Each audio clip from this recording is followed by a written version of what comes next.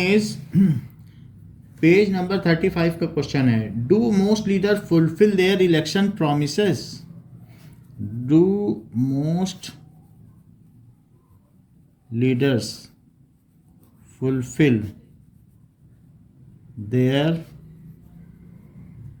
Election promises?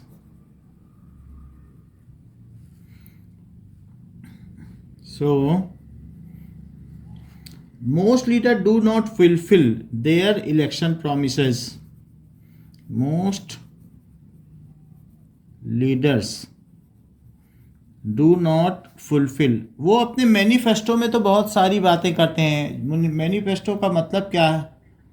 ये page number 35, page 35 का in-text question है. So most leader do not fulfil their election promises. Election promises.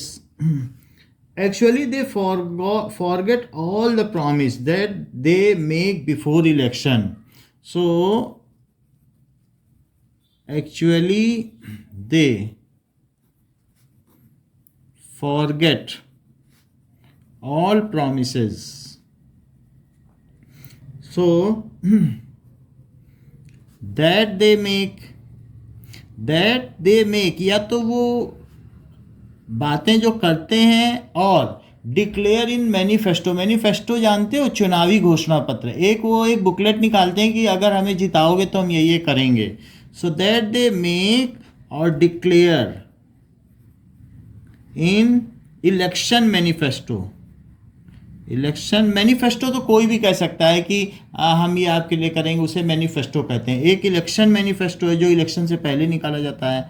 So manifesto, उसका क्या मतलब है कि चुनावी घोषणा पत्र, कि चुनाव में जिताओगे तो चुनावी घोषणा पत्र, तो हम ये सब करेंगे. यहाँ तक कि कांग्रेस ने अभी तक 4 बार गरीबी हटाओ का नारा दिया है और इस स्लोगन पे वो 4 बार जीती भी है, लेकिन आज तक इंडिया में गरीबी हटी नहीं है. So do they promise, however they do not fulfil it. तो ये चीज़ हम देखते आए हैं. नेक्स्ट इज नाउ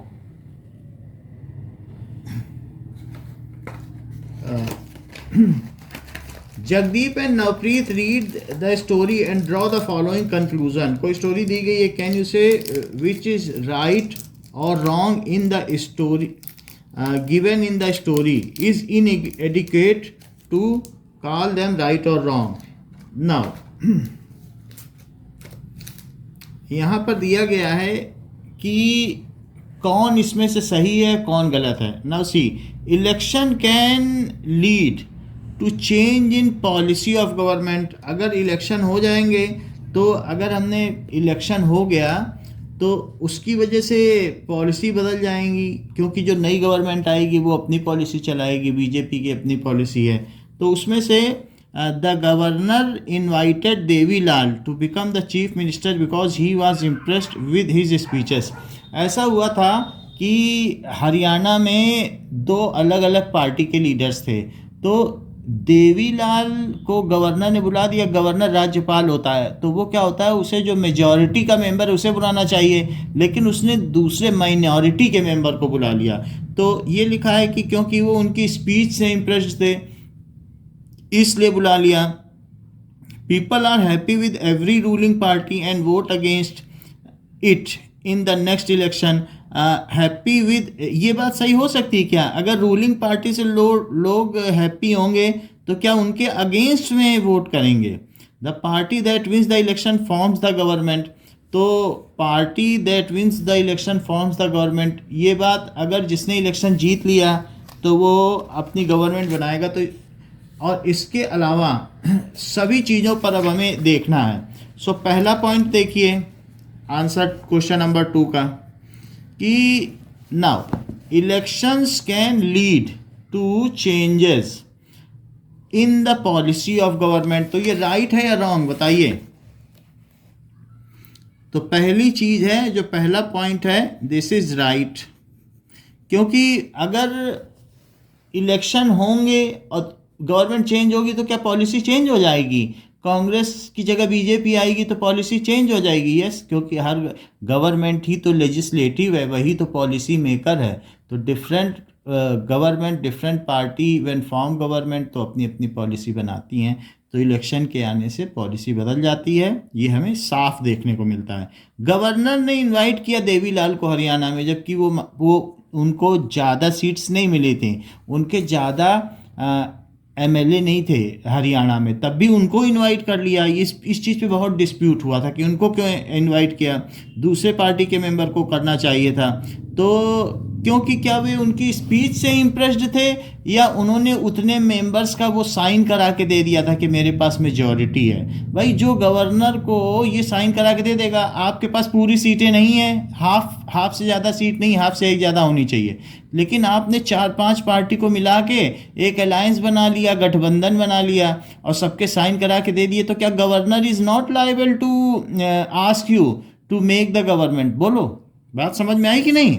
इसीलिए उसने जैसे देवीलाल थे, तो देवीलाल वहाँ पर कांग्रेस के थे, लेकिन अब उनके पास वो हाफ से कम सीटें थी, तो जितनी भी सीट होनी चाहिए थी उसकी हाफ सीट से कम सीट थी कांग्रेस की, लेकिन उन्होंने एक अलायंस को पकड़ा, दूसरे अलायंस को पकड़ा, तीसरे अलायंस को पकड़ा और हाफ से ज़्यादा सीट ले ली। तो इन सब से बोला कि हम सब लोग चलो मिल करके एक गठबंधन सरकार बनाए। तो हाफ से ज़्यादा अगर सीट हो गई, देखो दूसरे के पास नहीं रह गई, बीजेपी के पास नहीं रह गई, तो ये देवीलाल की पार्टी है कांग्रेस की। तो बोलो गवर्नर ने ठीक किया, इन्होंने इन सब के साइन ले लिए। मान लीजिए 300 सीटें थी, तो उन्होंने 151 मेंबर्स के 152 मेंबर्स के सिग्नेचर करा के एक पेपर दे दिया कि ये सब मेरे समर्थन में है और मुझे सरकार बनाने के लिए बुलाया जाए। और बीजेपी की इतनी सारी सीटें, लेकिन फिर भी वो नहीं बना पाई।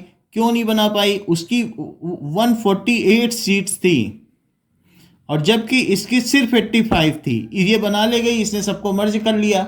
तो बताओ, ये देखती रह गई। तो बीजेपी उनको कह रही थी कि आपने ऐसा क्यों किया। तो जो निर्दलीय होते हैं, जो भी पार्टी बनती है जिसका जो किसी भी पार्टी के नहीं होते, उन्हें निर्दलीय कहते हैं, इंडिपेंडेंट मेंबर्स। तो वो तो जो पार्टी बनाएगी उसी को सपोर्ट कर देंगे। अगर बीजेपी बनाती तो क्या ये 10 लोग उसे न सपोर्ट कर देते? बताओ। तो बीजेपी की 148 थी, तो सब लोग ब्लेम कर रहे थे गवर्नमेंट को, लार्जेस्ट पार्टी, ये गवर्नर को लार्जेस्ट पार्टी को बुलाना चाहिए था। तो अब सेकंड क्वेश्चन में ये पूछा जा रहा है कि गवर्नमेंट ने ये जो कांग्रेस की देवीलाल की पार्टी थी, कांग्रेस की देवीलाल की, उन्हें बुला लिया। तो क्योंकि वो उनकी स्पीच से इम्प्रेस्ड थे। बोलो, ये बात सही लगती है आपको कि गलत? क्या गवर्नर क्या किसी की स्पीच से इम्प्रेस हो सकता है कि वो रूल से अवॉइडेड होता है? हाँ, तो ये बात रॉन्ग है कि ऐसा तो नहीं हो सकता। So it is wrong. Now अब तीसरी चीज देखो, people are happy with every ruling party and vote against it in the next election. Mahi बताओ, ये बात सही है कि गलत?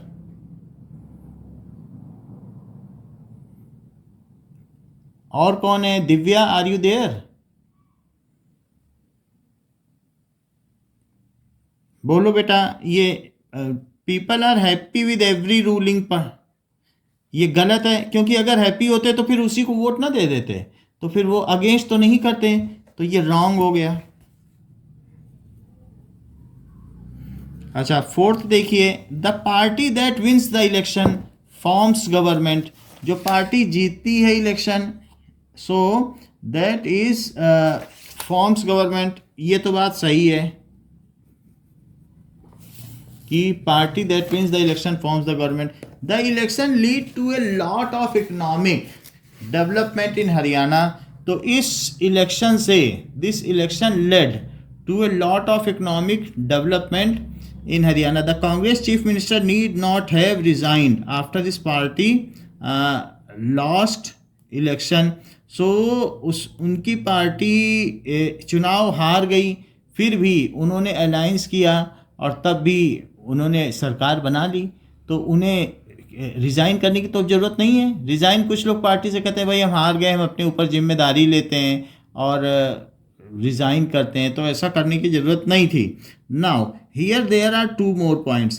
So the election lead to a economic development in Haryana. तो ये बात सही है कि उसकी वजह से, इस इलेक्शन की वजह से वहाँ बहुत विकास हुआ। और देवीलाल ने इस्तीफा दिया ही नहीं था क्योंकि उनकी तो सरकार बन गई थी। तो ये कह रहा है need not to resign, Devilal ने इस्तीफा दिया नहीं तो this is not the case. तो ये रॉन्ग हो गई बात कि नहीं? उन्होंने तो सरकार बना ली थी। अब देखो थर्ड क्वेश्चन दिया गया है कि we have seen why democracies need to have elections but why do rulers in non democratic country need to hold elections. तो हम ये जानते हैं कि डेमोक्रेटिक कंट्री तो वही होती है जिसमें इलेक्शन होते हैं, लेकिन ऐसा बताओ जैसे चाइना में क्यों इलेक्शन होता है? चाइना तो नॉन डेमोक्रेटिक है, ना कराए तो वहाँ शी जिनपिंग बने रहें जब तक बनना चाहें। तो क्वेश्चन पूछ रहा है we have seen that democracies need to have election, लेकिन जो नॉन डेमोक्रेटिक कंट्रीज हैं उनमें क्यों इलेक्शंस होते हैं, ये पूछ रहा है। So now why non-democratic countries need to have election? So जो डेमोक्रेटिक कंट्रीज हैं, हाँ, they need to have election, need to have election. ये तो रूल ही है कि हैव इलेक्शन, क्योंकि वो जनता की सरकार है और वो पीरियोडिकली होना चाहिए। Why non democratic countries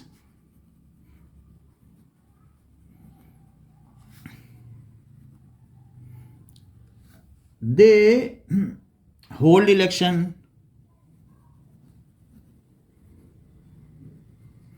Now rulers in non-democratic countries do not need to hold election, but they do so because they just try to convince their people that they are living in democratic countries. तो वो लोगों को ये convince कराते हैं कि तुम autocratic country या तानाशाही राज्य में नहीं रह रहे हो, यहाँ कोई मोनार्की या ऑटोक्रेसी नहीं है। मोनार्की का मतलब राजा का शासन, और ऑटोक्रेसी जैसे किम जोन उन है नॉर्थ कोरिया में, वो जो मर्जी अपना रूल चलाता है, वो ऑटोक्रेसी है। और जैसे लुई 16 था, वो मोनार्की है। जब एक रॉयल परिवार चलाता है तो उसे मोनार्की कहते हैं। तो वो ये दिखाते हैं कि आप ऑटोक्रेटिक कंट्री में नहीं रह रहे। हाँ बोलो। नॉट, वहाँ पर तो होता भी नहीं है।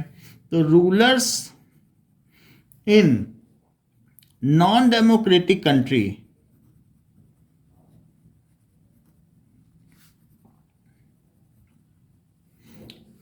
Do not need,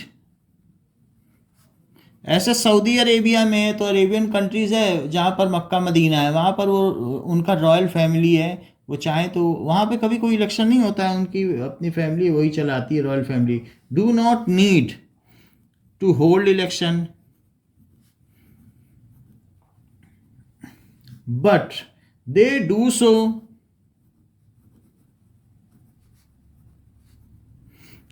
to convince their people that they are living in a democratic country, that they are living in democratic country। जैसे आप ये देख लो, जानू पीएफ मैक्सिको की पार्टी थी और 40 साल तक चुनाव जीतती रही, वो इलेक्शन बस कराती रही लेकिन फॉल्स काउंटिंग कराती रही। तो उससे क्या हुआ, वो खुद ही को जिता लेती थी। तो लोग सोचते थे कि ये जीत रही, फिर लोगों को डाउट हुआ कि किसी ने वोट नहीं दिया, ये जीत कैसे रही है।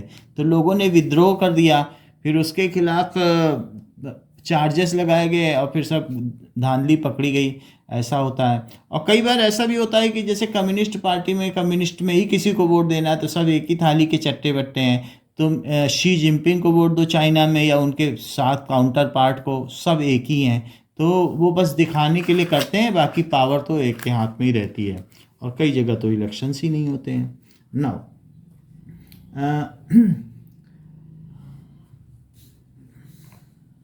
elections are like exams where politicians and parties know if they have passed or failed, but who are the examiners? सो ये कहा गया है कि इलेक्शन तो एग्जाम्स होते हैं, so elections are like exams where politicians and party, कि politician पे भी डिपेंड करता है कि अगर अच्छा है कि ख़राब, एंड पार्टी पे भी डिपेंड करता है, पार्टी भी ठीक होनी चाहिए, पॉलिटिशियन। तो पार्टी कुछ कैंडिडेट्स को उतारती है तो वो पॉलिटिशियन कहलाते हैं। तो वेयर पॉलिटिशियन एंड पार्टी, इनको एग्ज़ाम देना होता है। Know if they have passed, ये इनको पता लगता है कि क्या वे पास हुए और फेल हुए। They have passed or failed, but who is the examiner? कौन एग्जामिनर हो सकता है? हाँ, so who is the examiners? Common people are the examiners. Common people are the examiners. इसमें ठीक है कि बोर्ड में ठीक है?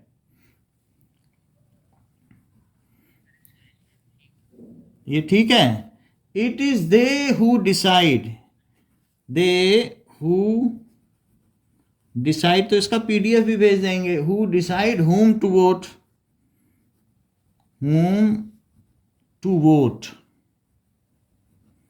And whom to bring in power, and whom to bring in power। तो कॉमन पीपल ही डिसाइड करते हैं कि किसको हटाना है, किसे लगाना है, पावर में लाना है। Now next question, like in panchayat should we not have at least 1/3 seats in the parliament and assembly reserved for women. Panchayat में तो जो सीट्स हैं 1/3 रिजर्व होती है वुमेन के लिए, तो क्या ऐसा असेंबली इलेक्शन यानी राज्य में और साथ में सेंट्रल गवर्नमेंट में नहीं होना चाहिए? ऐसा पूछा गया है 5th क्वेश्चन में। एक minute,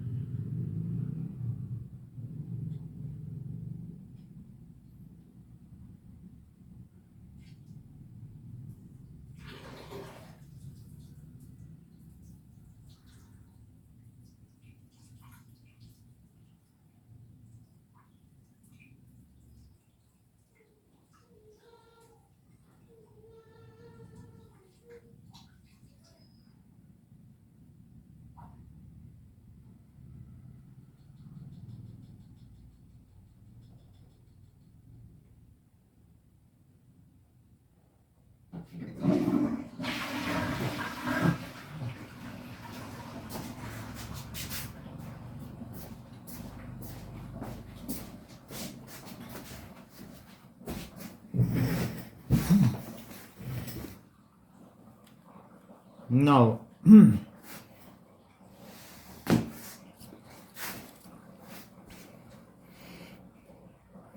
like in panchayat 1/3 seat are reserved for women. So should we not have at least, should we not have at least 1/3 seats reserved in assembly election? Assembly का मतलब है जो सीएम बनाता हो। Assembly elections and general elections, जो भी parliament,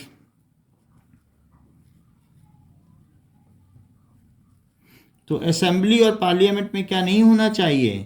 तो definitely like in panchayat 1/3 seat should be reserve for women. लेकिन ऐसा क्यों नहीं हो पाता? ये तो हम जानते हैं कि ऐसा होना चाहिए, लेकिन हो क्यों नहीं पा? हाँ, बिल नहीं पास करते हैं क्योंकि फिर वो उनका पत्ता कट जाएगा। उन्होंने पूरे ज़िंदगी भर किया तो सोचते हैं लेडीज आ जाएंगी तो फिर उनका क्या होगा, तो इसीलिए बिल पास नहीं हो पाता है। इवन जो रूलिंग पार्टी वो खुद नहीं पास करना चाहती, क्योंकि उसके 1/3 मेंबर जो है वो नाराज हो जाएंगे, इसलिए वो भी नहीं पास करना चाहती है। Definitely it should happen.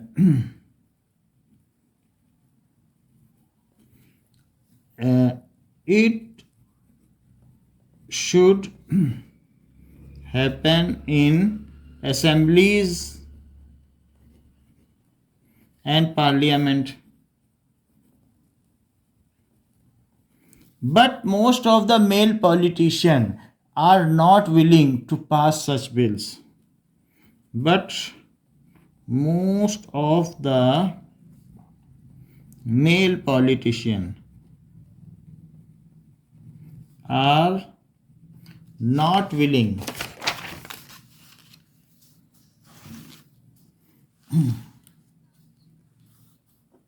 अच्छा, तो उसमें क्या होता है कि वो पास नहीं करना चाहते। डेफिनेटली इट शुड हैपन, ऐसा होना चाहिए कि बिल तो पास होना चाहिए। अगर वहाँ भी 1/3 हो जाए तो ये जितनी भी मॉलेस्टेशन या और तरह की घटनाएं होती हैं लेडीज़ के साथ, वो फिर वो रुक जाएं, उनके लिए कुछ खास कानून बने, कठोर कानून, बट कोई पास नहीं करता है bill. So it should happen.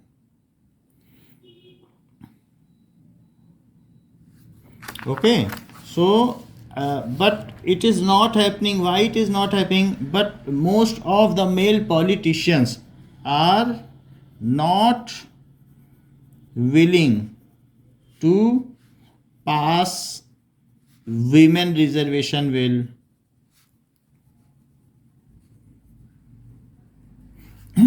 तो महिला आरक्षण बिल को, विधेयक को वो पास नहीं करते। इसको कहते हैं महिला आरक्षण विधेयक। विधि का मतलब कानून और विधेयक का मतलब जो कानून से संबंधित बिल हो, तो वो नहीं पास करते हैं। Why are the candidates required to give a detailed statement of their property. अगर हम कहीं पर फाइल कर रहे हैं कि किसी भी चुनाव में अगर आप खड़े होना चाहते हैं, then you have to file up की अपनी कंटेस्टेंसी के लिए कि हमें देयर इज़ ए फॉर्म, ठीक है, फॉर कंटेस्टेंट, तो उसको आपको फाइल करना पड़ता है। तो वाई उनको अपनी डिटेल्ड स्टेटमेंट देनी पड़ती है कि उनके पास कितनी प्रॉपर्टी है।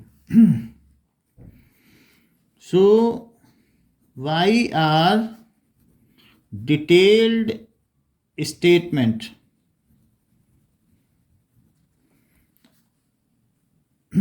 of property is required to be submitted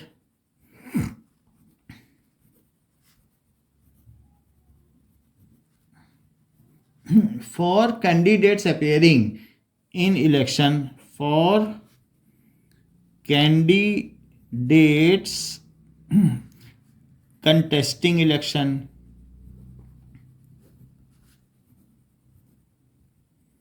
so why it is so?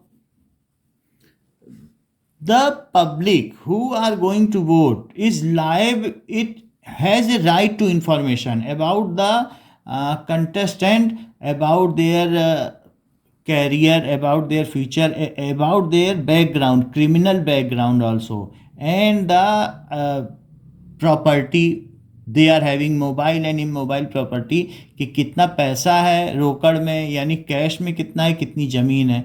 इन सब की जानकारी के आधार पर पीपल एसेस करते हैं कि किसे वोट देना चाहिए। Even educational background is also needed to be known whether that person is efficient to take decision on behalf of them, तो इसलिए ज़रूरी है। The candidates are required to give a detailed statement. The candidates are required to give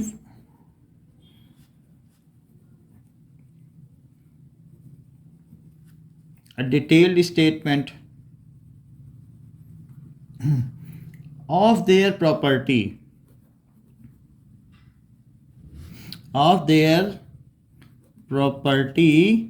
while filing nomination, filing जब वो file करते हैं ना अपना नॉमिनेशन, तो एक नॉमिनेशन फॉर्म होता है, नॉमिनेशन कि भाई मेरा भी नाम इसमें चढ़ा दो, हम भी कंटेस्ट करना चाहते हैं। अलॉन्ग विद एफिडेविट, एक शपथ पत्र भी देना पड़ता है कि जो मेरी सूचनाएं ये मेरी जानकारी के आधार पर सही हैं और इसमें गलती पाए जाने पर मुझे दंडित किया जाए, उसको कहते हैं एफिडेविट। तो फाइलिंग नॉमिनेशन वो सारी बातें उन्हें बतानी पड़ती हैं कि कितनी प्रॉपर्टी है, so that transparency is maintained, कई बार ऐसा हो जाता है कि बहुत सारे पॉलिटिशियंस बताते हैं मेरे पास 2 करोड़ हैं, फिर जब घर में डेट पड़ती है तो 2 लाख करोड़ निकलते हैं, तो पूछा जाता है तुमने तो 2 करोड़ बताए थे, ये सब फर्जी पैसा कैसे आया, तो उनको जेल हो जाती है। तो कई बार ये भी खूब देखा गया है। सो maintain, nothing is kept hidden, इसका मतलब है कि आपने फोर्जिंग की है या कोई स्कैम किया है। Nothing is kept hidden. The voter should know everything about the candidate whom they vote. The voter should know, और ये सब इंटरनेट पे उपलब्ध होता है, जो उनके नॉमिनेशन फॉर्म है आप जाकर के चेक कर सकते हैं। Voter should no everything about the candidate। Candidate क्या है, बहुत सारे कैंडिडेट एग्जाम देने भी जाते हैं, उसमें से कुछ जीत भी जाते हैं, तो कैंडिडेट के बारे में उन्हें सब कुछ पता होना चाहिए। whom they vote,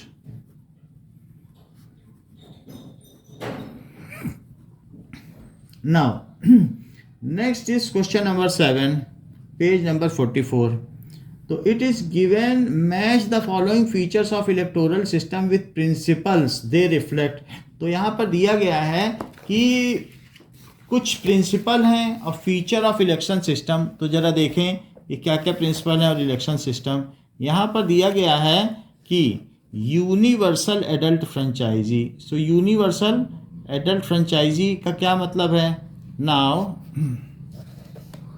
हाँ मैं देख रहा हूँ, तो अब देखो, अब दिखाई पड़ेगा।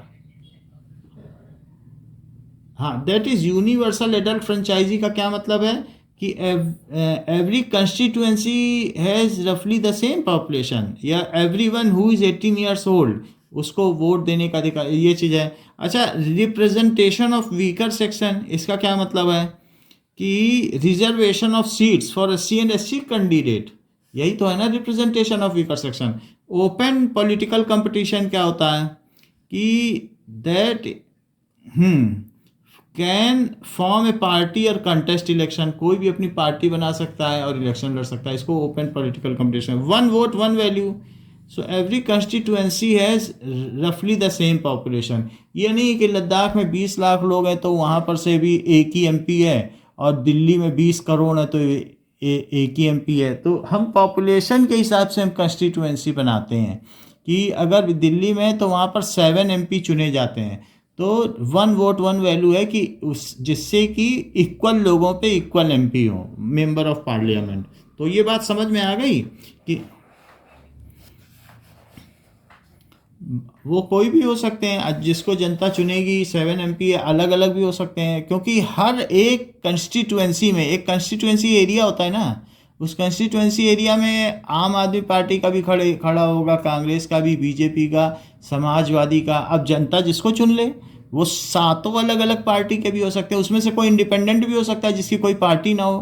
किसी को अगर पार्टी ने टिकट नहीं दिया किसी पार्टी ने, तो क्या वो खड़ा नहीं हो सकता? अगर आप मान लीजिए 25 ईयर्स के ऊपर के, 21 ईयर्स से आप 18 ईयर्स के ऊपर के हैं तो वोट दे सकते हैं, और 25 से ऊपर हैं तो चुनाव लड़ सकते हैं। तो 25 ईयर से ऊपर वाला जिसके ऊपर कोई क्रिमिनल केस न चल रहा हो और वो मेंटली करेक्ट हो, तो मेंटल कंडीशन साउंड हो, तो वो चुनाव लड़ सकता है, और भारत का नागरिक हो, इतना होना चाहिए।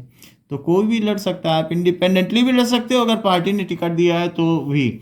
और people are free to choose their candidate, कि उनको अपनी कंस्टिट्यूएंसी का हेड कौन चाहिए, अपना रिप्रेजेंटेटिव कौन चाहिए। तो ये जरूरी नहीं है कि क्या कोई किसी से पूछ के वोट दे। हाँ बोलो।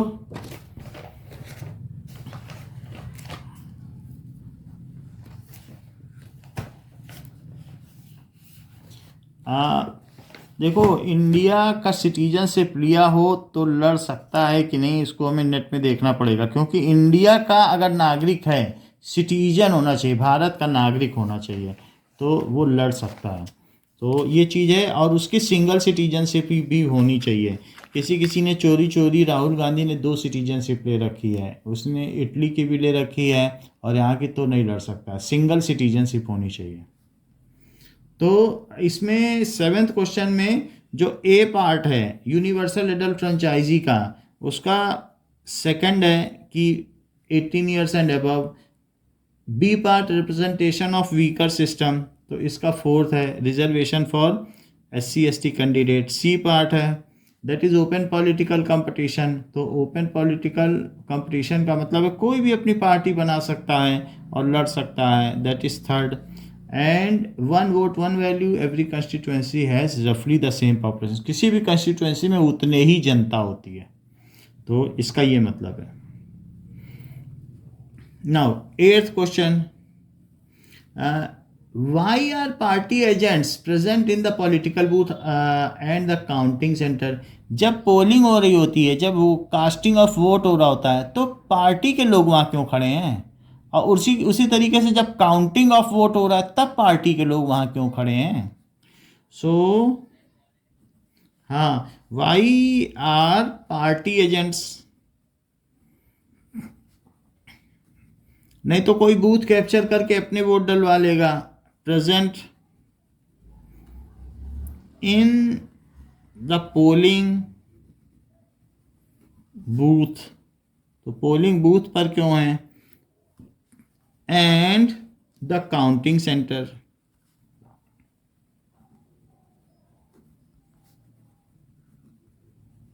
सो why these are present at both these places, जहाँ पर मतगणना हो रही हो, काउंटिंग ऑफ वोट्स हो रहे हैं, वहाँ भी खड़े हैं, और जहाँ पोलिंग हो रही हो। Now so party agents are present in polling booth and counting centre. ये ऐसा इसलिए करते हैं to ensure that the voting takes place in a fair way, that the voting ही नहीं, voting and after that counting of votes. नहीं तो जो लोग काउंटिंग कर रहे हैं, किसी ने उनको पैसा खिला दिया, पता चला उसी पार्टी के, उस पर सब वोट दिए जा रहे हैं। Counting of votes takes place in fair manner.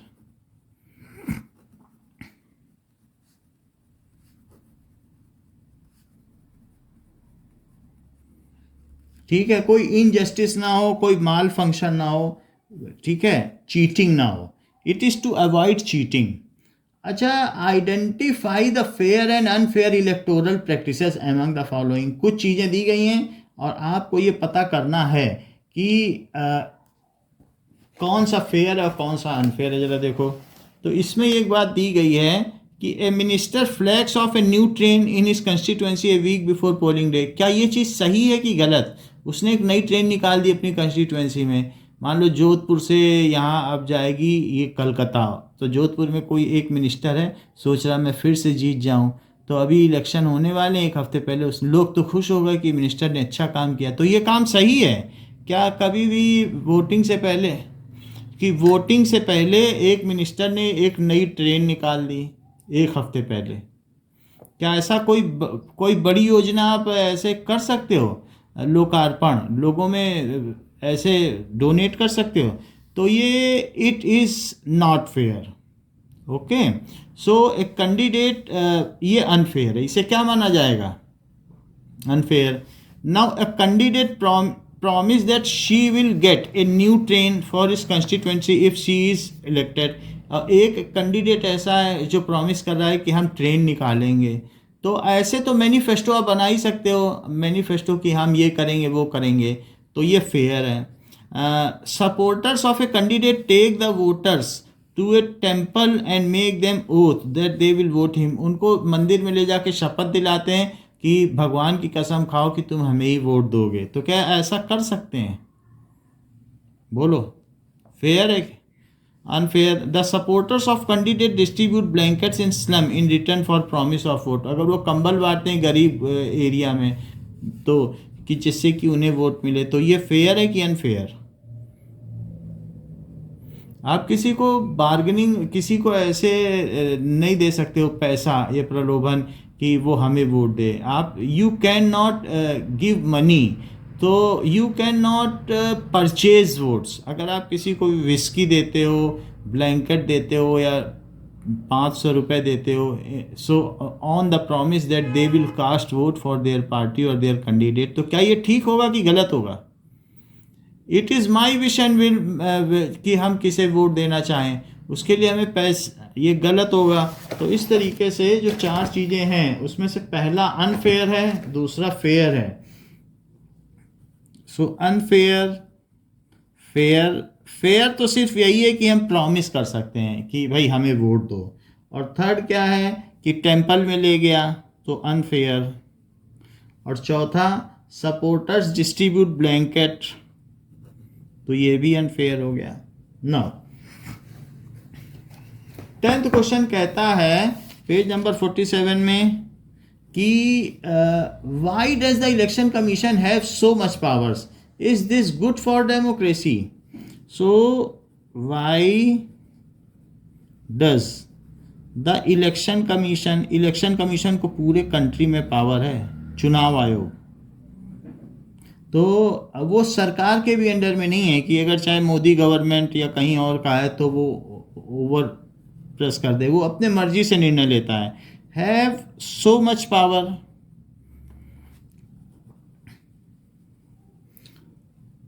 Is this good for democracy? So क्या ये लोकतंत्र के लिए अच्छा है? आपका क्या विचार है? It enables the election commission to conduct free and fair elections. उसके पास पावर है तभी तो वो क्या कर पाता है, then only it can conduct free and fair election. अगर पावर ना होती तो क्या वो फ्री एंड फेयर इलेक्शन करवा पाता? सो इट इनेबल्स, वो किसी भी पार्टी की नहीं मानता है। उसने यूपी में जो अंबेडकर पार्क के सारे हाथी को पॉलीथीन से ढकवा दिया, बोला ये हाथी पर तुम्हारे पार्टी का सिंबल, इन सबको ढको, तो ऐसा तक भी कर सकता है। तो वहाँ पर 1001 हाथी लगवाए थे मायावती ने, तो वो बड़े बड़े हाथी थे, वो सब ढकवा दिए। So it enables the election commission कि ऐसा वो कर सकता है। जस्ट एक मिनट,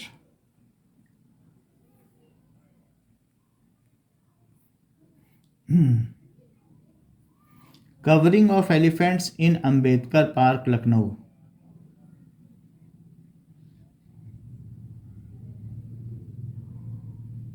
सो ये देखो, इसमें आपको दिखाया गया है कि इलेक्शन कमीशन ने क्या किया कि जब वहाँ पर बीएसपी का था तो बीएसपी का उसने हाथियों को ऐसे ढकवा दिया। Are you seeing elephants?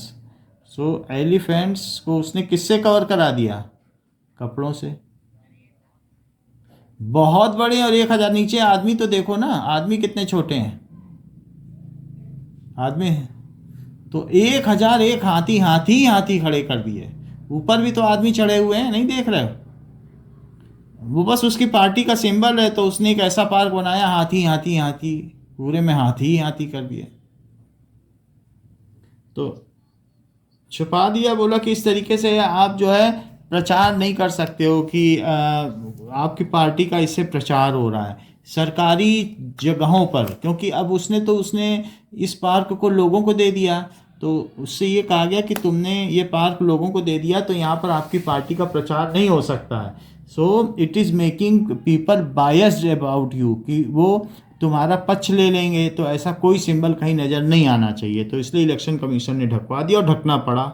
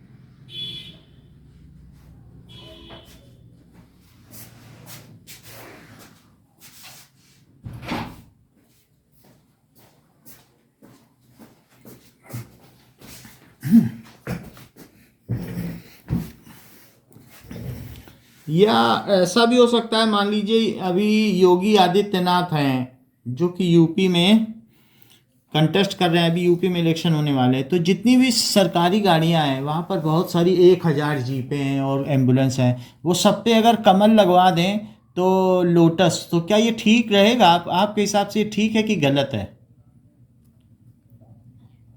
ये सही नहीं है, क्योंकि ऐसे आप लोटस लगा दोगे सरकारी गाड़ियों पे, एम्बुलेंस पे, सोचोगे ये तो चल ही रही हैं, और जो भी है, और जो मोदी हैं वो जितनी भी ट्रेन चलती हैं सब पे लोटस लगवा दें, तो क्या ये ठीक रहेगा?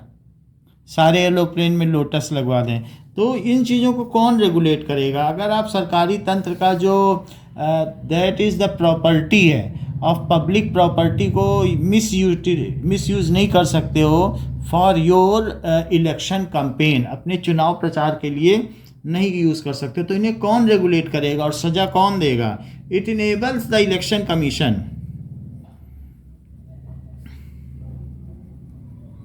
और ये भी देखता है कि कोई एक लिमिट से ज़्यादा पैसा ना खर्च करे, क्योंकि जो ज़्यादा पैसा खर्च करेगा वो बाद में स्कैम करेगा। To conduct free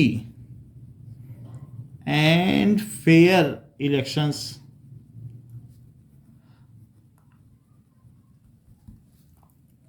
it is good for democracy because in its absence, इसे हम अच्छा मानते हैं, इतनी पावर जो दी गई है, गुड फॉर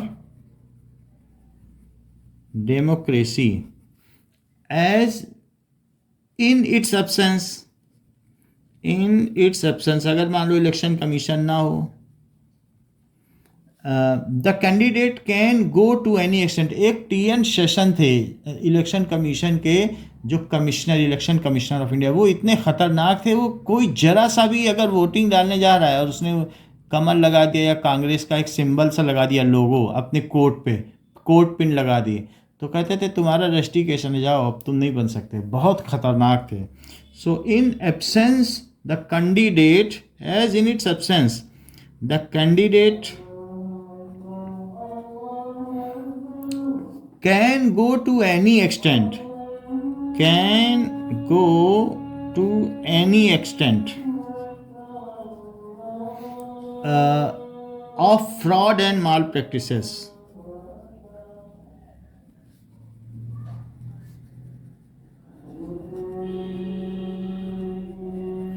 तो इस तरीके से it keeps them in control, it keeps them in control. Election commission also checks that the government machinery is not use for election campaigns by ruling party. Election commission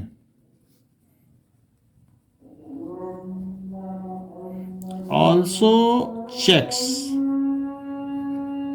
that government machinery, समझते हो, जो government installation, पता चला सरकारी झंडे के साथ ऊपर कमल कमल भी लगा दिए रेलवे स्टेशन पे, क्या ये ठीक रहेगा?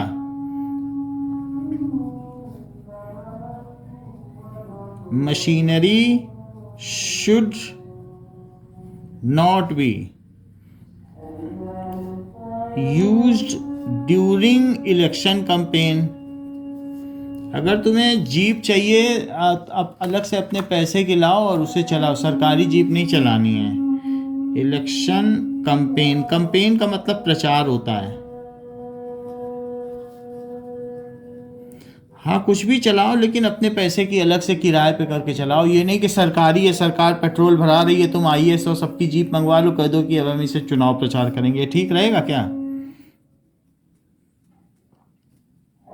उतने टाइम के लिए फिर सब चीज़ें हैम्पर हो जाएंगी, लोगों का इलाज नहीं हो पाएगा। तुमने एम्बुलेंस रन करा ली अपने प्रचार के लिए, तो लोगों का फिर इलाज कैसे होगा? ये सारी चीज़ें रेगुलेट करता है। एनसीईआरटी टेक्स्ट क्वेश्चन निकालो। ये तो इन टेक्स्ट क्वेश्चंस थे। Now we will see NCERT text questions.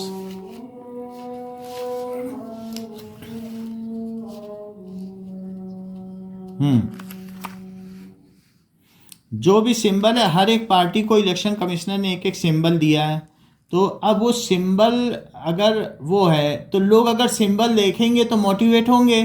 तो मान लो जैसे बीजेपी को एक कमल का सिंबल मिला है, तो अगर वो सिंबल सब जगह लगा दे, कह दे कि हम बड़ी बड़ी होर्डिंग्स में सब इंस्टॉलेशन में मेन इंस्टॉलेशन में लगा दें, तो सारे लोग तो वहीं जाते हैं। कितने लोग रेलवे स्टेशन जाते हैं, कितने लोग एयरपोर्ट, वहीं कमल लगा दें, तो क्या लोग इंस्पायर नहीं हो जाएंगे कि हाँ आप कमल को वोट देना है? वहाँ अपने बड़ी बड़ी होर्डिंग लगा दे कि हमने इतना विकास किया है, हमें वोट दो। तो क्या ये ठीक रहेगा? क्योंकि इस तरीके से तो फ्री एंड फेयर इलेक्शन नहीं होंगे। जो नॉन रूलिंग पार्टी है वो तो पूरा पैसा खर्च कर रही है, जीप खरीद रही है, सब कुछ कर रही है, किराए पे ले रही है, और तुमको तो सिंपली सारी गाड़ियां मिल गई सरकारी, उन्हीं को चला रहे हो सरकार के पैसे से। सरकार का भी पैसा कहाँ है? वो हम लोगों का टैक्स है, जो हम बिजली का टैक्स देते हैं, हाउस टैक्स देते हैं, वाटर टैक्स देते हैं, तो वो हमारे पैसे का ही तो यूज़ कर रही है कि नहीं अपने जीतने के लिए? बोलो, तो क्या ये ठीक रहेगा? तो वो सिंबल अगर अलॉट किया गया है, तो जो नेशनल पार्टी हैं, नेशनल पार्टीज़ वो होती हैं जो जितनी भी वोट कास्ट किए जाते हैं पूरे कंट्री में, उसमें से 6% वोट अगर किसी पार्टी को मिल जाता है तो उसको नेशनल पार्टी कहते हैं। उनको उनके परमानेंट सिंबल मिले हुए हैं, उनके सिंबल नहीं बदले जाते। इलेक्शन कमीशन ने अगर एक बार दे दिया है कि इसको कमल का सिंबल है तो वो लोटस मिला रहेगा, या कांग्रेस को दाहिने हाथ का पंजा दिया गया है तो वो वही रहेगा। ठीक है। Now text book questions, NCERT text book questions. तो आप एक्सरसाइजेस पे आइए। एक्सरसाइजेस का पहला क्वेश्चन है, which of the following statement about the reasons for conducting elections are false. तो पहला क्वेश्चन एमसीक्यू है। एमसीक्यू में क्या पूछ रहा है कि इनमें से आप किसे फॉल्स मानते हो? Which of the following statements about reason, जैसे इलेक्शन इनेबल्स पीपल टू जज द परफॉर्मेंस ऑफ गवर्नमेंट, क्या ये फॉल्स है कि इलेक्शन से लोग जज करते हैं? कि ये तो ट्रू है ना, इलेक्शन की वजह से ही तो हम लोग परफॉर्मेंस को, अगर सही काम कर रही है, हाँ नहीं, इनेबल का मतलब है ये हमको इनेबल करती है, सामर्थ्य देती है कि हम लोगों की, इनेबल और एबल एक ही चीज़ है। हाँ, वी आर, जैसे I am enable to do it, यानी इसका मतलब मैं ये करने में सक्षम हूँ, तो इनेबल करती है, लोग परफॉर्मेंस चेक करते हैं। People select the representative of their choice in an election, क्या ये ठीक है? Elections enable people to evaluate the performance of judiciary, क्या इलेक्शन से जुडिशरी को इवेल्युएट कर लोगे? People can indicate which policies they prefer, तो कौन सा गलत है इसमें? सी गलत है, क्योंकि जुडिशरी को नहीं कर सकते हो, जुडिशरी को नहीं कर सकते हो। तो हम जानते हैं लेजिस्लेटिव होता है, और फिर इसके अलावा एग्जीक्यूटिव है, जो आईएएस पीसी अफसर हैं, पुलिस हैं, या केवी के विद्यालय के टीचर हैं, क्या उनको असेस कर लोगे इलेक्शन से? तो एग्जीक्यूटिव को भी नहीं कर सकते हो, जुडिशरी को, आप सिर्फ लेजिस्लेटिव को कर सकते हो। तो इसका सी आंसर हो गया पहले का। नाउ अब देखो सेकंड क्वेश्चन, देखो सेकंड भी एमसीक्यू है। सेकंड में कह रहा है कि which of these is not a good reason to say that Indian elections are democratic।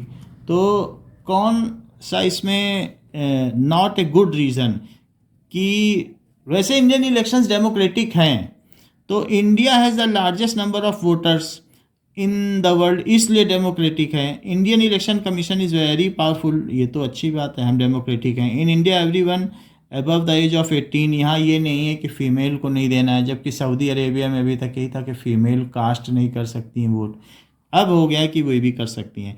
In India the losing party accept the electoral verdict, जनादेश। वर्डिक्ट का क्या मतलब होता है? कि वर्डिक्ट का मतलब है कि लोगों ने वोट के माध्यम से आदेश दिया है। तो क्या अपोजिशन पार्टी लड़ने लगती है कि वो आसानी से बहुत विनम्रता से उसको स्वीकार कर लेती है? सो हम्बली इट एक्सेप्ट्स द, नहीं, हम लड़ती नहीं है। तो सब देखो आप, इलेक्शन के अगले दिन हम जनादेश को स्वीकार करते हैं। अगर ऐसा नहीं करेगी तो जनता का डिस्प्लीजर आ जाएगा, कहेगा देखो हमने इसे हराया है तो ये लड़ने आ गया, इसको तो अब। जो हारते हैं वो भी दे एक्सेप्ट वेरी हम्बली, बड़ी विनम्रता से जनादेश को स्वीकार कर लेते हैं कि जनता ने हमें हराया, कोई बात नहीं, हमारा काम उन्हें नहीं पसंद आया होगा। सो एवरी पार्टी एक्सेप्ट, क्यों? क्योंकि जनता उनका एग्जामिनर है। तो अगर वो ऐसा नहीं करेंगे, वो लड़ने लगेंगे, तो फिर क्या जनता उनको अगली बार वोट देगी? अगर उनके चांस भी होंगे अगली बार जीतने के तो नहीं जिताएगी। तो इस तरीके से ये कहना कि लार्जेस्ट नंबर ऑफ वोटर्स है, ये डेमोक्रेटिक का कोई क्राइटेरिया नहीं है, क्योंकि हमसे ज़्यादा वोटर्स तो चाइना में भी हैं। 144 करोड़ वहाँ की पॉपुलेशन है, लेकिन वो एक डेमोक्रेटिक कंट्री नहीं है। तो अभी हमारे 135 करोड़ पीपल हैं, हम उनसे 10 करोड़ पीछे हैं। तो लार्जेस्ट होने से क्या डेमोक्रेसी हो जाती है? तो इसका आंसर क्या हुआ? कौन इंडिया को ए हुआ? तो ए कोई क्राइटेरिया नहीं है, ए हुआ।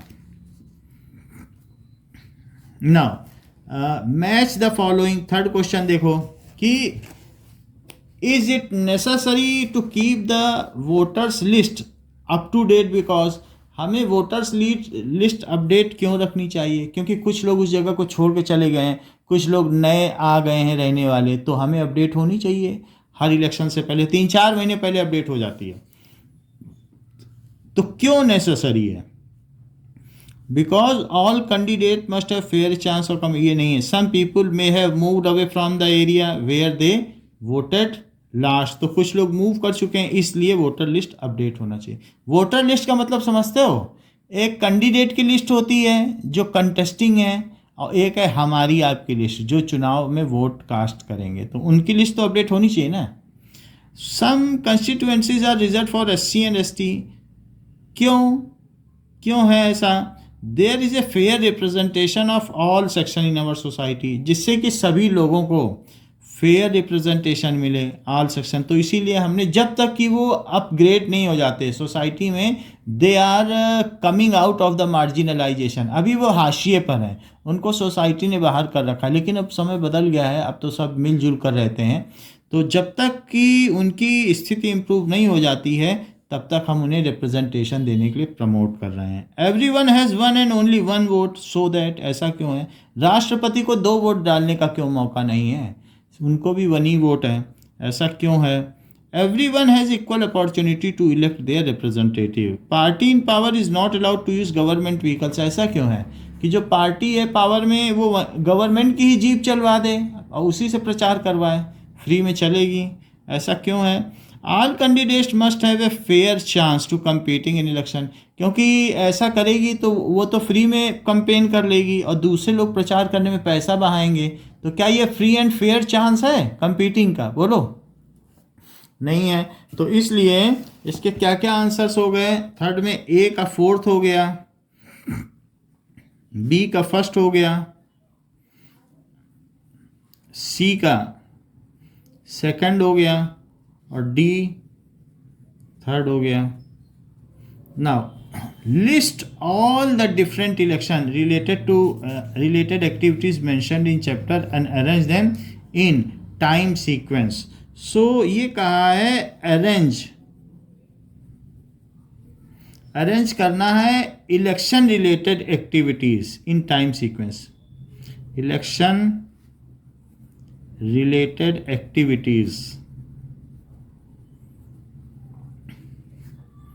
इन टाइम सीक्वेंस, यानी सबसे पहले क्या होता है और सबसे बाद में क्या होता है। तो सबसे पहले क्या होगा?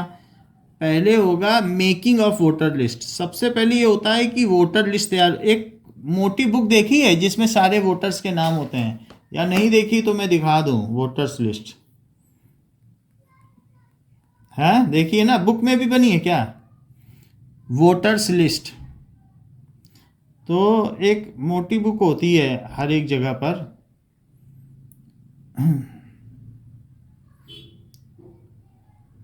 Voters list.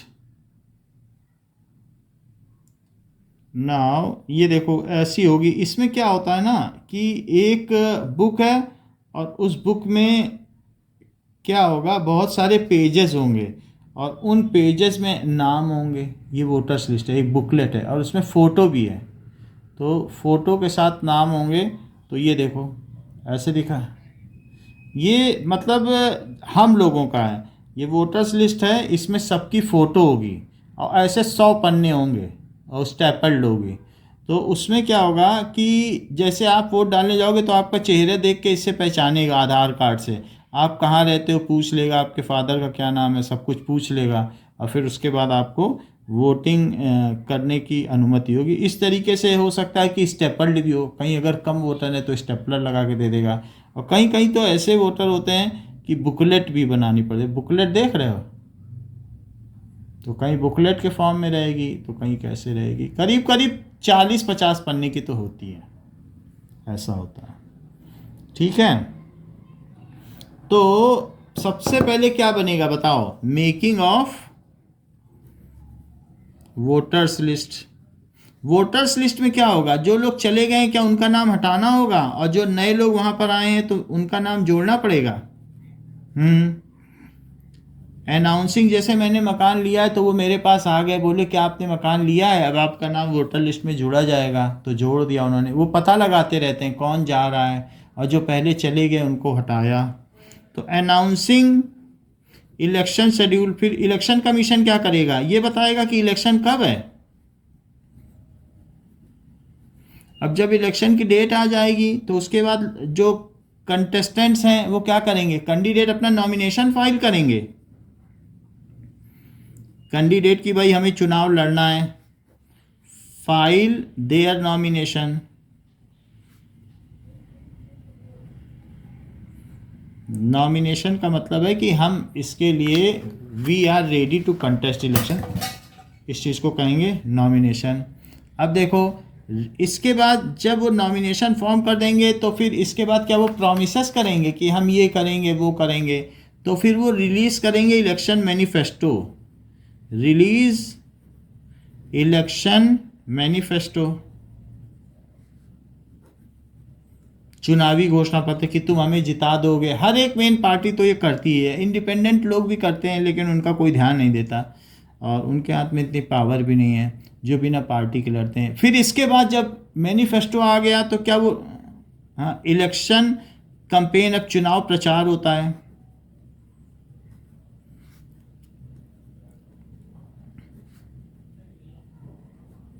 अब देखिए, इलेक्शन कैंपेन के बाद होता है casting of voters. So vote अब डाले जाएंगे।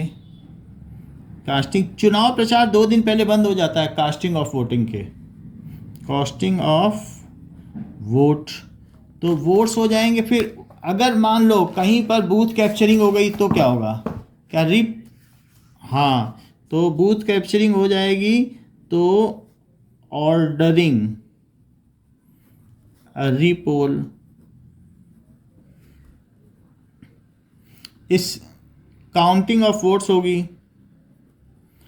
और जो जीतेगा उसको एक सर्टिफिकेट दिया जाएगा कि वो रिजल्ट हो जाएगा, फिर उसको सर्टिफिकेट दिया जाएगा तुम जीत गए हो। उसी सर्टिफिकेट को ले जाके वो असेंबली में जाएगा, वहाँ दिखाएगा देखो मैं जीत के आया हूँ, मुझे अंदर जाने दो। तो काउंटिंग ऑफ वोट्स, कौन लोग,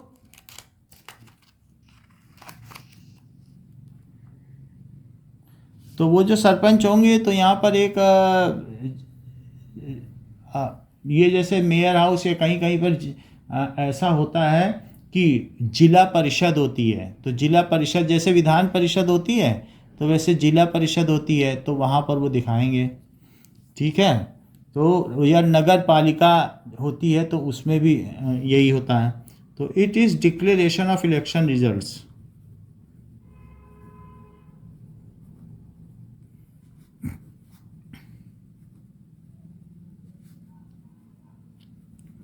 तो ये होता है। Now Surekha is an officer in charge of ensuring free and fair elections. Surekha को एक इंचार्ज बनाया गया, उसके अंडर बहुत सारे लोग काम कर रहे हैं, तो सुरेखा ऑफिसर इन चार्ज है free and fair election.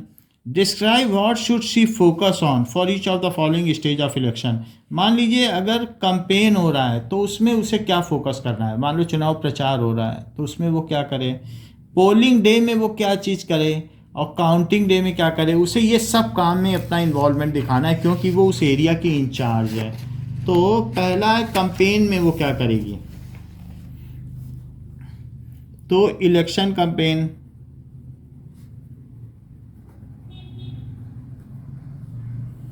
Election campaign में the candidate do not bribe or threaten the voter.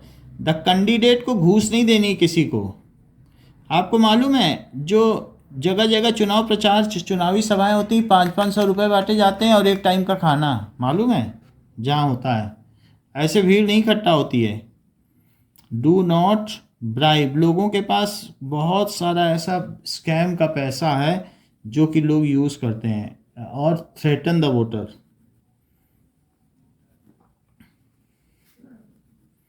क्यों यूज़ करते हैं? क्योंकि वो जानते हैं कि एक बार और जीत जाएंगे तो फिर से उतना पैसा और कमा लेंगे, इसीलिए कुछ यूज़ कर लो। तो लोग ब्राइब तो करते हैं। द कैंडिडेट, वो ये देखेगी सुरेखा कि वे ब्राइब ना करें, डू नॉट ब्राइब। और क्या देखेगी? Caste and religions are not used in campaign. कोई लोग ये बोल के वोट ना मांगे हैं हम हिंदू हैं तो हिंदू को वोट दो। तो the candidate caste and, caste का मतलब समझते हो? जैसे ब्राह्मण, कायस्थ, ये हम अग्रवाल हैं, गुप्ता हैं, जायसवाल हैं, इस तरीके से सब लोग हैं, चौधरी हैं तो हमें वोट दो। जैसे जाट लोगों के लिए वोट मांगा जाता है, मुलायम सिंह यादव है, यादव के लिए वोट मांगते हैं। ऐसा नहीं होना चाहिए। कास्ट एंड रिलीजन अगर इस तरीके का है तो वो रिपोर्ट कर सकती है। रिलीजन आर नॉट यूज्ड, फिर उसका कैंडिडेचर नल एंड वाइड हो जाएगा जो ऐसा कर रहा है। नॉट यूज्ड, कई बार वार्निंग भी दी जाती है। इन द कैंपेन, फिर तीसरी चीज places of worships are not used, कि मंदिर, मस्जिद, गुरुद्वारे की को नहीं यूज करना है। Places of worship not used, ठीक है। For election campaign, election propaganda, propaganda ही है, झूठा प्रचार, जैसे नाजियों ने किया था कि ब्लू आइड जर्मन श्रेष्ठ हैं। ऐसे झूठ मूठ कुछ भी बोलने के लिए वर्शिप के प्लेस को यूज़ करना, ऐसा ना किया जाए। मिनिस, क्या बोलो?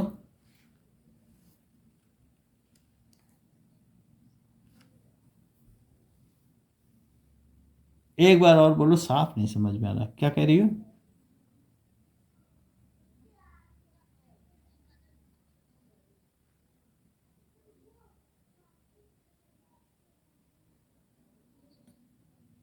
आईएएस के, आईएएस के में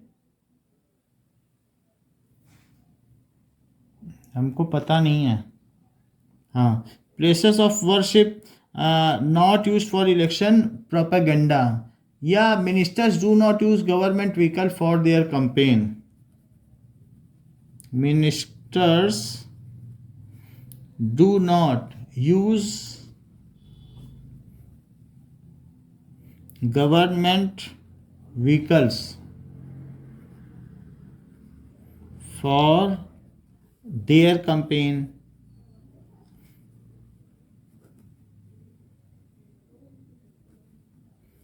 अपने कैंपेन के। दिव्या, ये माही क्या बोल रही बताओ, हमें पता नहीं चल। हाँ, किसमें? आइरिस के कलर में क्या होता है?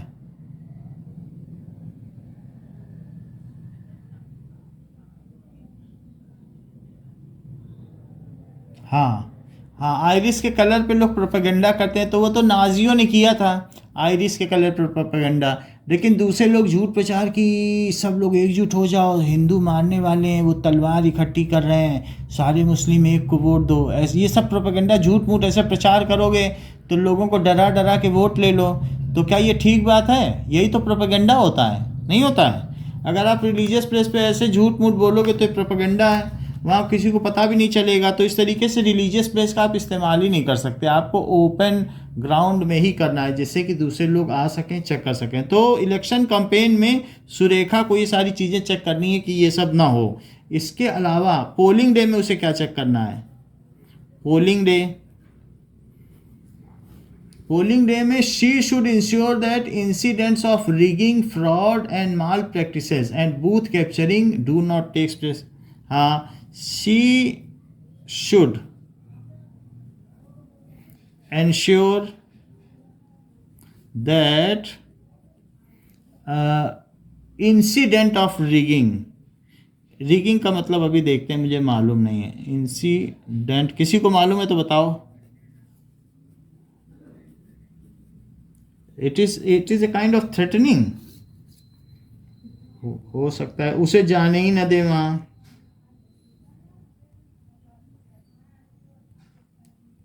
Rigging means, Meaning of rigging, the ropes, etc. that support a ship's sails. So it is a kind of threatening होता है, ठीक है। ओके, दैट इज वोट और ballot rigging is the act of dishonestly organising an election to get a dishonestly organising election. Dishonestly क्या करना, casting vote, तो जिससे कि एक ही के सारे पेपर में एक ही बटन दबाते जाओ, कमल का निशान, तो इसको कहते हैं रिगिंग। तो ऐसा तो कोई नहीं कर रहा है, यानी फ्रॉड एंड माल प्रैक्टिसेस। इसका मतलब क्या है, ये तो फ्रॉड हो गया ना, एंड माल प्रैक्टिसेस। वैसे आजकल जो इलेक्शन कमीशन की ये जो ईवीएम है वो फिंगर को सेंस कर लेगी, आप दोबारा फिंगर चलाओगे तो वो लेगी ही नहीं। Malpractices and booth capturing, booth ही अपने अंडर में ले लिया, ऑफिसर्स को सबको हटा दिया, बोला अब हमारे अंडर में, हम अपने मर्जी से करेंगे, बूथ कैप्चरिंग। और जो आ रहा है उससे कहें इसी में वोट डालो। Do not take place in any circumstances, तो ऐसे में जो ऑफिसर है उसे चुपचाप चले जाना चाहिए और लास्ट में रिपोर्ट कर देना चाहिए कि यहाँ पर बूथ कैप्चरिंग हुई है, तो रीपोलिंग हो जाएगी। डू नॉट टेक प्लेस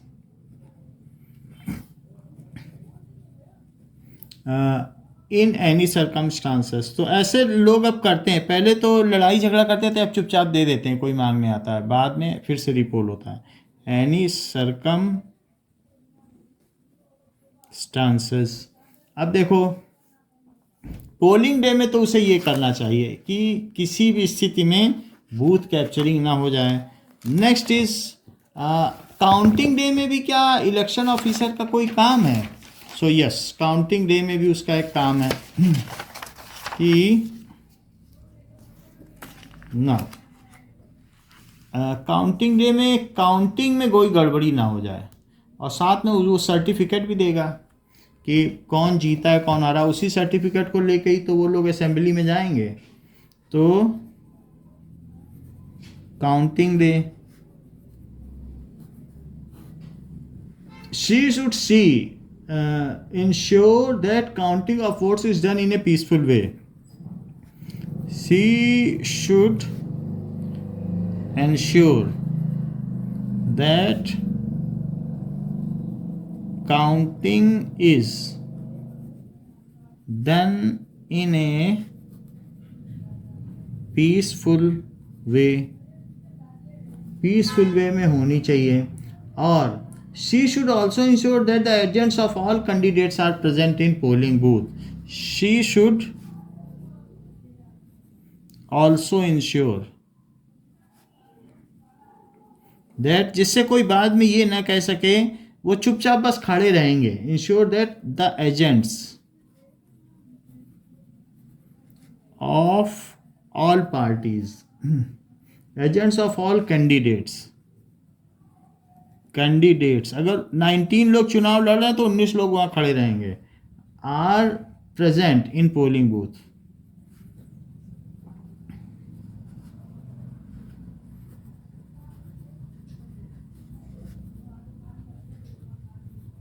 ये है। Now next is 6th question. The table below gives the proportion of different communities among the candidate who won the election. So in US Congress, compare these to the proportion of these communities in the population of US. तो कभी कभी जो वहाँ का कितने candidate जीते हैं और कितने प्रपोर्शन में वहाँ के लोग हैं, मान लो जैसे यहाँ पर ऐसा हो जाए कि 80% मुस्लिम जीत गए, लेकिन है यहाँ 20%, तो ये भी एक प्रपोर्शन है। तो ये भी देखने, तब तो रिप्रेजेंटेशन ठीक नहीं हो पाएगा, थोड़ा बहुत अंतर चलता है। तो यही चीज़ यहाँ पूछी जा रही। Compare this to the proportion of this communities, based on this would you suggest a system of reservation in US Congress? If yes, why and for which community? जरा ये देखो, अगर SC ST को रिजर्वेशन ना दिया जाए तो तुम क्या समझते हो कि 543 में, अभी तो चलो ठीक है 125 पहुंच जाते हैं SC ST, कितने पहुंच पाएंगे SC ST? जबकि आपको मालूम है SC ST हमारे कंट्री में 60% का 60% नहीं तो 50% SC ST लोग हैं। तो आप क्या सोचते हो कि 543 में 250 पहुंच जाएंगे क्या, कि नहीं पहुंच पाएंगे लोकसभा में? बोलो।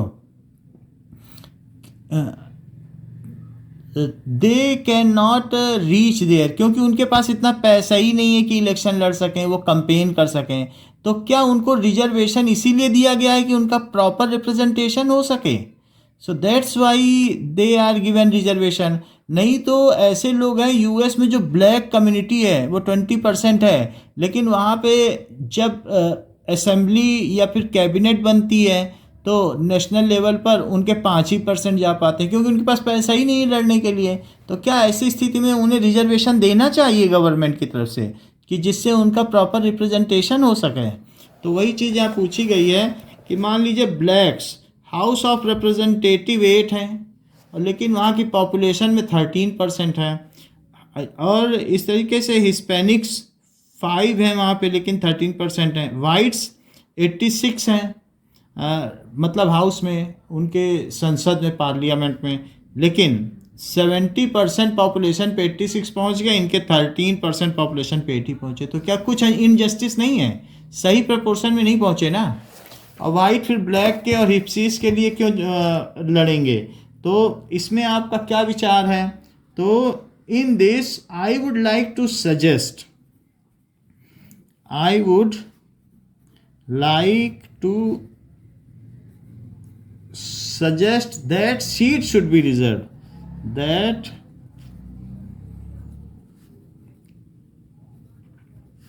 should be reserved in US Congress for both blacks and for both जो मार्जिनलाइज्ड हैं, जो हाशिए पर हैं, जो इग्नोर्ड सेक्शन ऑफ सोसाइटी है, for both blacks and Hispanics, क्योंकि उनके पास पैसा नहीं चुनाव लड़ने के लिए, सो इनके लिए होना चाहिए। This will make their representation in proportion to the percentage of their population, this will make their representation in proportion to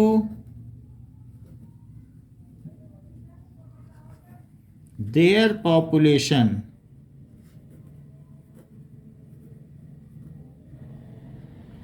तो इस तरीके से represented in proportion to their population. So far the whites are concerned, so whites are already over represented. तो whites क्या हैं? तो white को representation reservation नहीं देना है, तो whites are over representing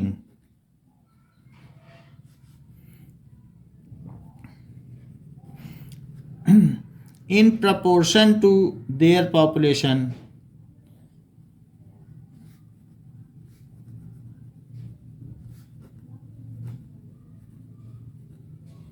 So they are not needed to give any reservation. They are not, जो डिप्राइव्ड सोसाइटी होती है उसी को रिजर्वेशन दिया जाता है। Needed to give any reservation, उनकी सीट अलॉटमेंट नहीं होनी चाहिए, ऐसी बात कही गई है। ओके, नाउ इतनी बात हो गई। So we have covered up to 6th question.